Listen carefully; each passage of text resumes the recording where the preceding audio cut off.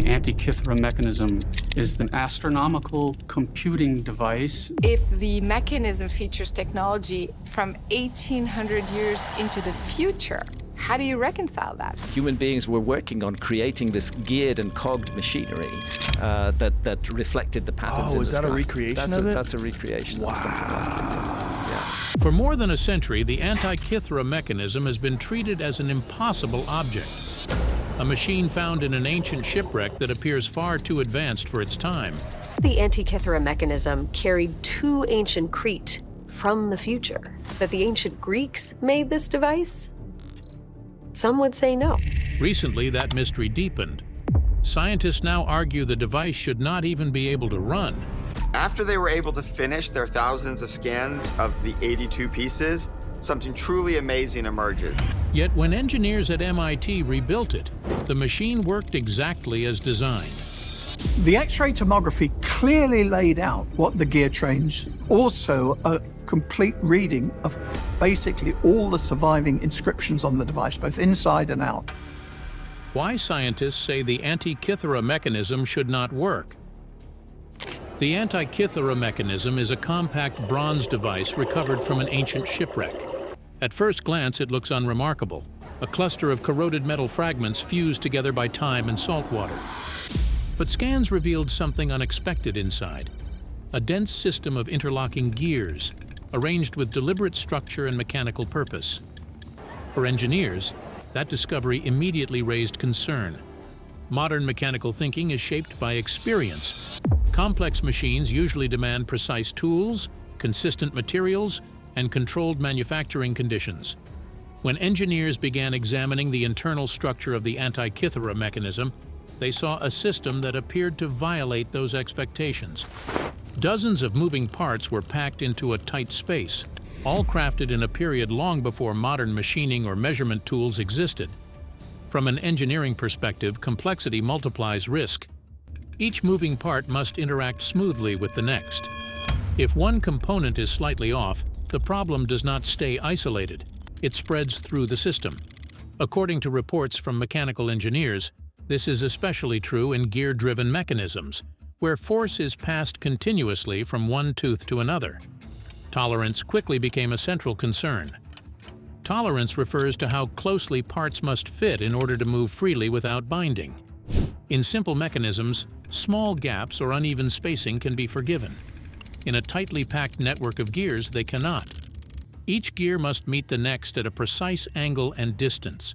When alignment drifts even slightly, resistance increases with every turn. Material choice added to the doubt. Bronze was the primary metal available to ancient craftsmen. While bronze is strong, it is also softer than steel. According to some engineers, repeated motion causes bronze gear teeth to wear down over time. Even minor changes in shape can alter how force travels through a compact mechanical system. Manufacturing methods raised further questions. Ancient gears were cut by hand. By modern standards, this introduces unavoidable variation. Teeth are not perfectly uniform. Axles are not perfectly straight. Some researchers argue that such imperfections can be tolerated in simple devices. Others point out that when many gears interact, these small variations begin to compound rather than cancel out. From an engineering standpoint, this is where skepticism deepens. Uneven forces do not balance themselves automatically. They build. Stress spreads through the mechanism. Turning becomes less smooth. According to modeling studies, systems like this tend to grow less stable over time, not more. Because of this, many scientists reached a cautious conclusion. A machine with this level of mechanical complexity should struggle to operate reliably if built with ancient materials and tools. Not because ancient engineers lacked intelligence, but because the physical demands appeared extreme. And yet, this skepticism depends on a critical unknown. Before judging whether such a machine could survive long-term use, one question has to be answered first. What was the Antikythera mechanism actually built to do? What the Antikythera mechanism was actually built to do. The Antikythera mechanism was not designed to make rough estimates or symbolic gestures. It was built to produce specific predictions tied to real movements in the sky, and those predictions depended on the machine running correctly over long periods of time. At the front of the device were rotating pointers connected to a large circular dial. As the user turned a hand crank, these pointers moved through the solar year and across the zodiac. This allowed the user to track the passage of time in relation to the sun's position. According to reports from researchers who studied the inscriptions, the labels on this dial matched known Greek names for zodiac signs. This strongly suggests the device was meant to be used regularly, not stored away. Inside the mechanism, the real complexity begins. The movement of the front dial was driven by a network of interlocking bronze gears. These gears were not arranged randomly. Each ratio matched a known astronomical cycle. One set of gears controlled the phases of the moon. As the crank turned, a small sphere or pointer showed whether the moon would appear full, new, or somewhere in between. According to some researchers, this alone would have required careful calculation and precise gear spacing. More surprisingly, the mechanism did not treat the moon as moving at a constant speed. Ancient astronomers knew that the moon speeds up and slows down as it travels around Earth. To account for this, the mechanism used a mechanical correction system built directly into the gears. According to published studies, this correction allowed the device to mimic the moon's uneven motion using nothing more than bronze parts. This feature is often described as one of the most advanced elements of the entire machine. On the back of the mechanism were two spiral dials. These dials were not decorative.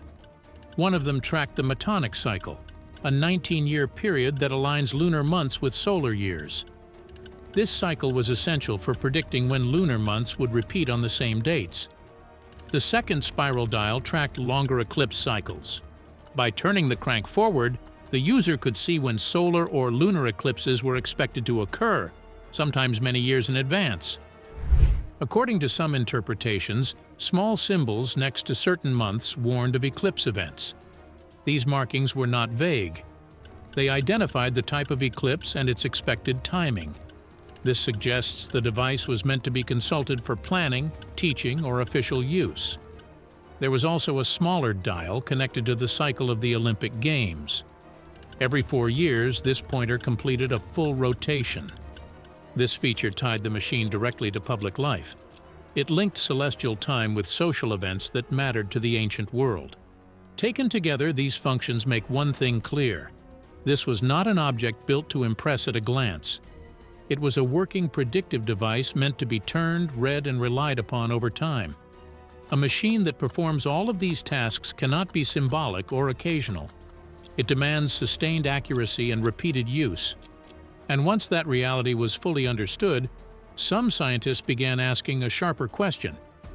Not how impressive the design was, but whether such a machine could realistically keep working at all. The modern study that claimed total failure. In April 2025, a scientific paper added a new layer to the debate around the Antikythera mechanism. Two physicists published a study arguing that the device could not operate for long periods under realistic conditions. Their claim was specific. The mechanism would not slowly lose accuracy. According to their analysis, it would fail completely. After a few months of use, it should seize up and stop.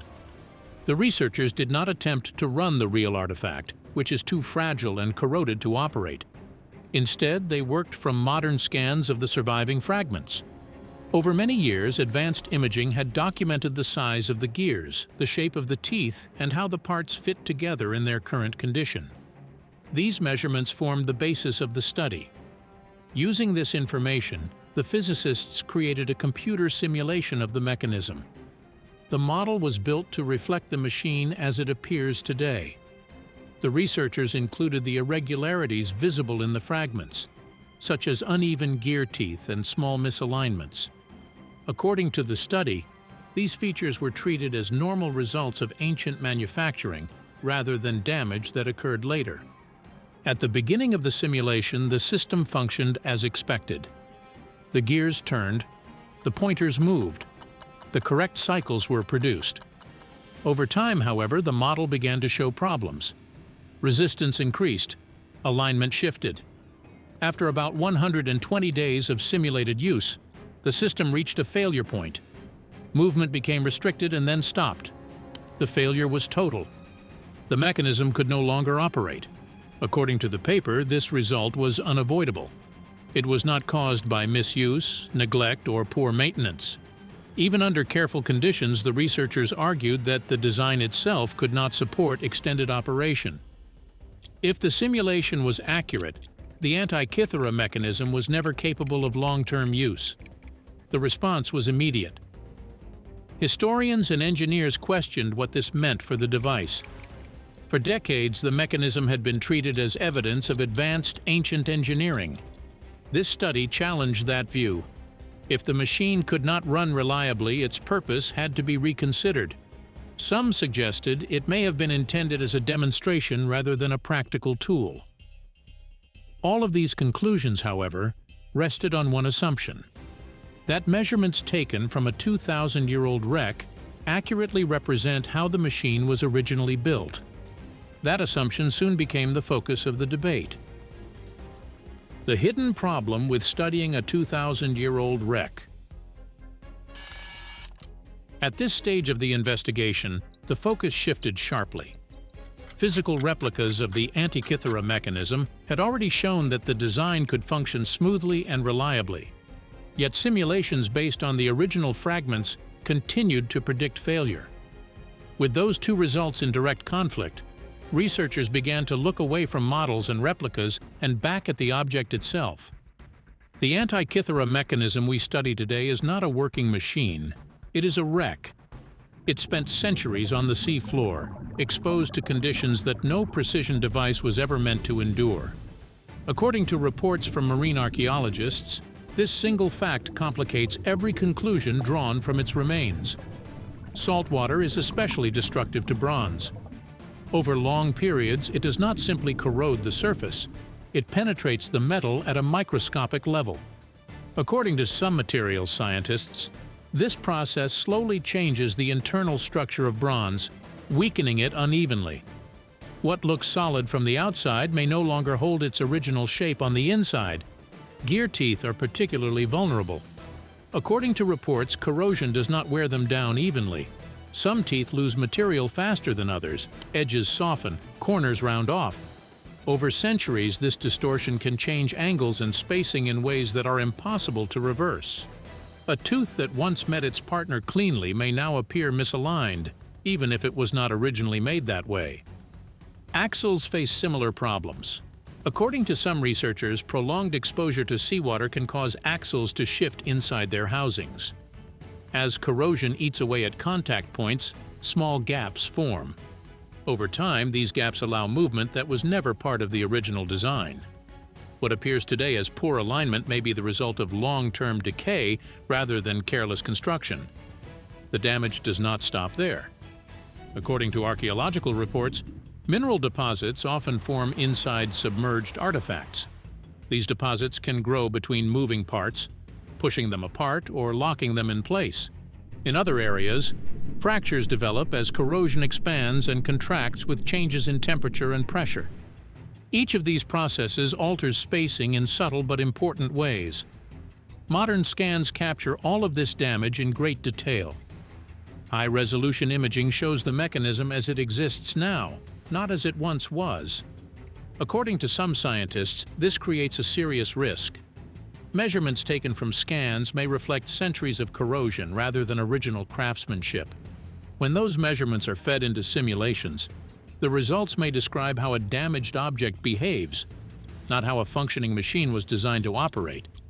Some researchers have raised this concern openly. According to unverified reports and academic discussions, there is growing worry that simulations may be modeling decay instead of design. A gear tooth measured today may be smaller or misshapen compared to its original form. An axle that appears loose may once have fit tightly. If these altered measurements are treated as original features, the resulting models may be fundamentally misleading. This possibility unsettles many involved in the debate. If the physical evidence itself has been distorted by time, then conclusions drawn from it become unstable. According to some observers, This could explain why simulations predict failure while reconstructions succeed. The two approaches may not be studying the same machine at all. None of this proves that the simulations are wrong. It does not mean ancient craftsmen achieved perfect precision. But it raises a critical doubt. The object recovered from the sea may no longer accurately represent the machine that was built. What we are measuring could be the aftermath of destruction, not the intent of design. Once this possibility is considered, a new explanation comes into focus, one that finally resolves the paradox. Why MIT's replica worked when the original appears impossible. The contradiction finally began to make sense when attention shifted to how one reconstruction was approached. At MIT, engineers stopped asking why the Antikythera mechanism appeared to fail on paper and started asking a different question. What if the problem was not the design, but the object being studied? From the beginning, the MIT team made a deliberate choice. They would not treat the Antikythera mechanism as a frozen relic to be copied exactly as it looks today. According to reports from those involved, they treated it as a machine that once worked. They were not trying to copy corrosion and distortion. They were trying to rebuild the machine as it would have looked and moved when it was first made.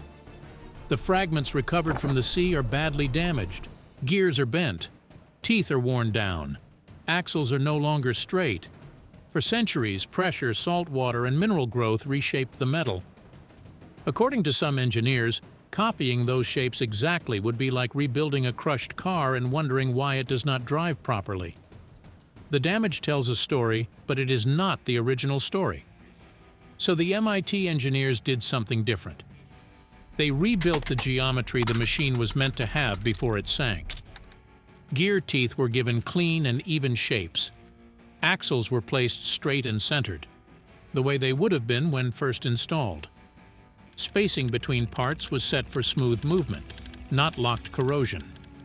Every choice was guided by how the mechanism needed to function, not how it survived.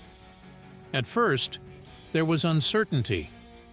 According to some reports, even the engineers were not sure what would happen once the machine was assembled.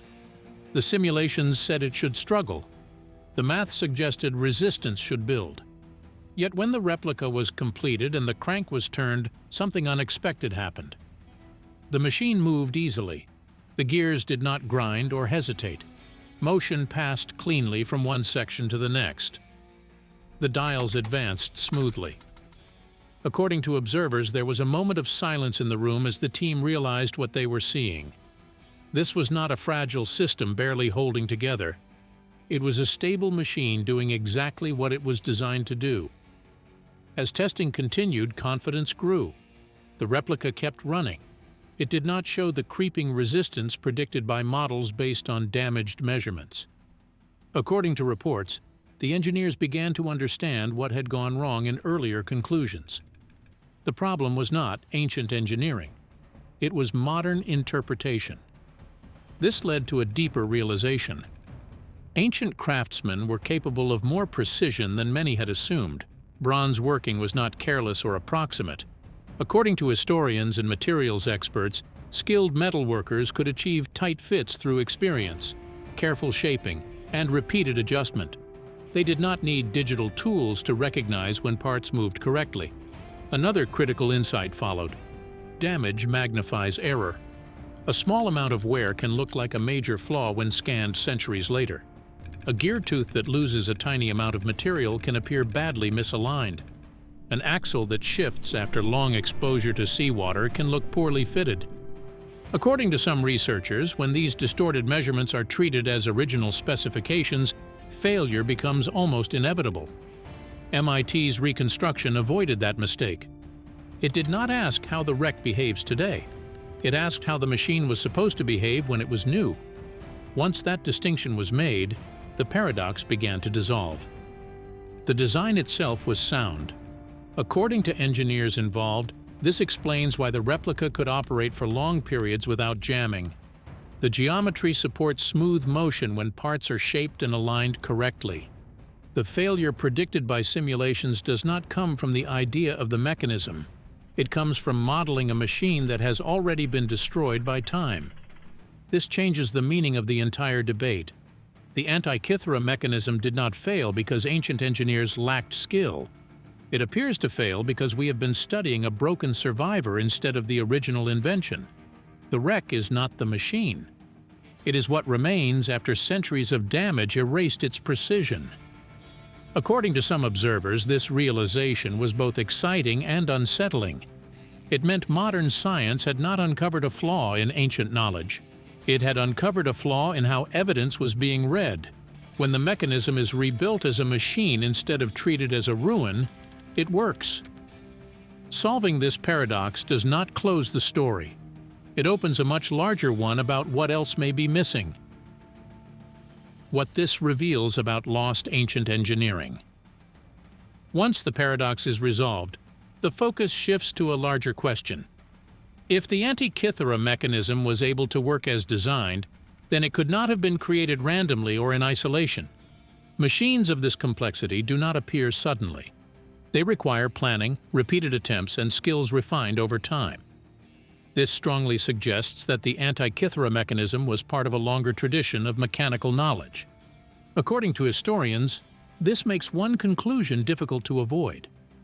The Antikythera mechanism was likely not the first machine of its kind. To build a device that could track astronomical cycles with gears, ancient craftsmen would have needed earlier versions, simpler models, and shared techniques. Knowledge like this is usually developed step by step, not invented fully formed. There have been moments that seem to support this idea. According to reports, a researcher once announced the discovery of a strange ancient object that appeared mechanical and complex. For a brief period, some hoped it might be related to the Antikythera tradition.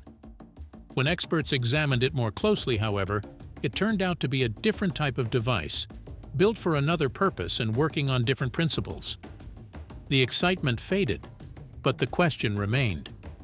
If one such object caused confusion, how many others might exist that we have not yet recognized or properly understood? There is also a clear reason why evidence of similar machines is rare. Bronze was extremely valuable in the ancient world. When devices broke or became outdated, they were not discarded. According to archaeological research, metal objects were routinely dismantled and melted down. The material was reused to make tools, weapons, or new equipment. As a result, complex machines often disappeared completely once they stopped being useful. Written knowledge was just as fragile. Technical instructions were recorded on materials that did not last. Papyrus decayed. Parchment was scraped and reused. According to scholars, technical texts were often erased to make room for religious or administrative writing. When that happened, the knowledge they contained vanished with them. Because of this, survival was not intentional. It was accidental. The Antikythera mechanism survived only because it was aboard a ship that sank and remained underwater for centuries. It was protected by isolation, not importance. According to some researchers, this creates a serious problem. The most useful machines are often the least likely to survive because they are repaired, reused, and eventually recycled until nothing remains. This changes how the past must be judged. What we know about ancient engineering depends heavily on chance. Objects that survive are not always the most advanced or most common. They are simply the ones that escape destruction. Survival does not mean uniqueness, it means circumstance. This leads to an uncomfortable conclusion. Some of what we consider modern limits may not reflect a lack of ancient intelligence or creativity. They may reflect missing evidence. According to some historians, the historical record is not a full account of what people once knew. It is a record of what survived fires, recycling, decay, and neglect. In this light, the Antikythera mechanism is not just a remarkable device, it is a warning. It warns that knowledge can be built, mastered, and then erased.